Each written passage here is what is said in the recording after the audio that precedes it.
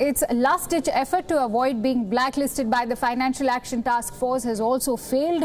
A joint session of Pakistan's parliament had been convened to pass two bills that are part of Islamabad's commitment to the FATF. However, the dates have not yet been decided, which means that Islamabad's hopes to get off the FATF radar are distant.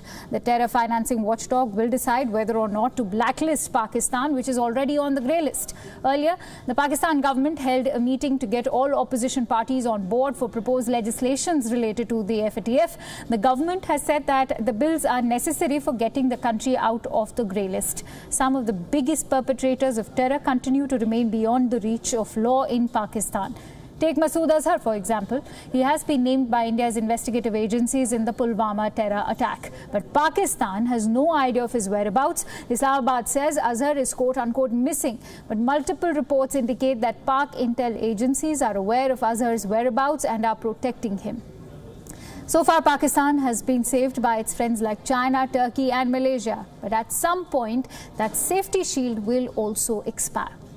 Firstly, instead of clamping down on terrorists, Pakistan is misusing the laws to suppress critical voices with the arrest of journalists and violence against editors. Secondly, Pak government is trying to play politics. It has been trying to convince the opposition to back two bills on the FATF. What are these bills? The Second Amendment to the Anti-Money Laundering Bill and the Islamabad Capital Territory Waqf Properties Bill, both related to curbing money laundering and terror financing. The result, Pakistan can show no progress in curbing terrorism.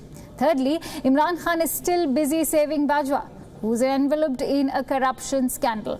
The Pak Prime Minister, who likes to paint himself as the nemesis of corrupt politicians, continues to shield corrupt army officials. He doesn't talk about them, and his government goes after anyone who does. The FATF's list of demands is clear. Earlier this year, Pakistan was evaluated on 27 action points. It failed on 13 of them. There were 4 broad parameters on which Pakistan did not comply. 1, anti-money laundering and terror financing. 2, prosecution and penalizing terror financing. 3, transparency and secrecy in financial institutions. And 4, implementing an effective national mechanism to check illegal funding of terrorist outfits. Pakistan failed on all 4 counts. So how long can Imran Khan save the nation? That's the big question the country needs to answer.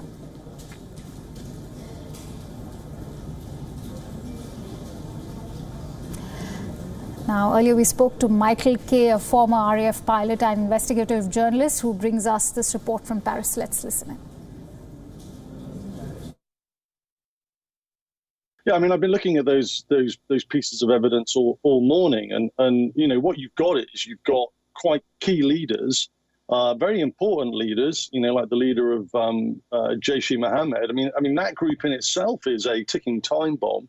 The terrorist attack in February 19 that started a very dangerous conflict, mini conflict between India and Pakistan up on the Kashmiri border. I mean, you know, both these countries are nuclear capable countries, and you know the individual of this strategic corporal, we like to call them, to invoke this type of conflict is an absolutely important thing to address.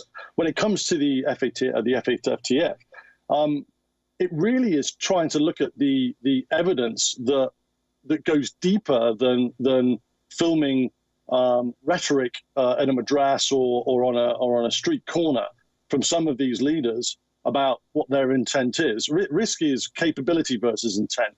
So it's not just about looking at what they're saying. It's a look about it. In order to be able to progress and do something and arrest people, you've got to look at what their capability is and then what their intent is with that capability. And I think that's an important thing to bring to the table, not just what we've seen so far from your investigation, but a deeper analysis and deeper evidence on their ability to, not just their ability to commit, but their intent to commit and whether they're about to commit something. And I think that's what the US and its coalition partners in Afghanistan have been struggling with.